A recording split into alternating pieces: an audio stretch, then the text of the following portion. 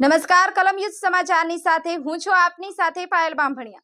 તો જોઈએ આજના મહત્વના સમાચારમાં।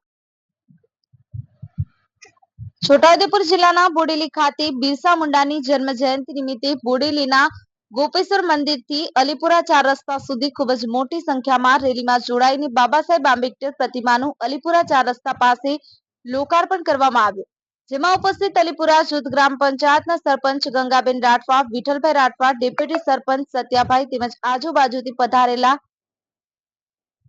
સૌ આગેવાનો તેમજ બોડેલીના ગ્રામજનો, જેમાં બાબા સાહેબ આંબેડકર બંધારણ ઘડવૈયા હતા, તેમનો સિંહ ફાળો હતો।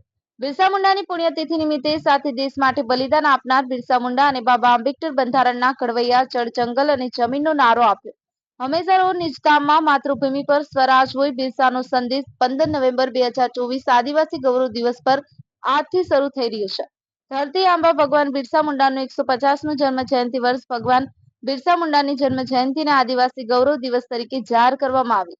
આદિવાસી શૌર્ય અને બહાદુરીને મળ્યું સન્માન। મુકેશ જે રાઠવા, કલમ યુઝ સમાચાર, છોટાઉદેપુર।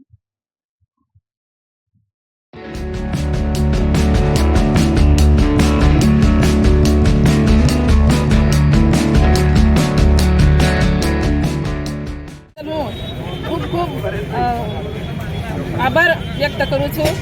જય જવાન, જય આદિવાસી, જય ભીમ, જય રામજી। સરસ, ચાલો।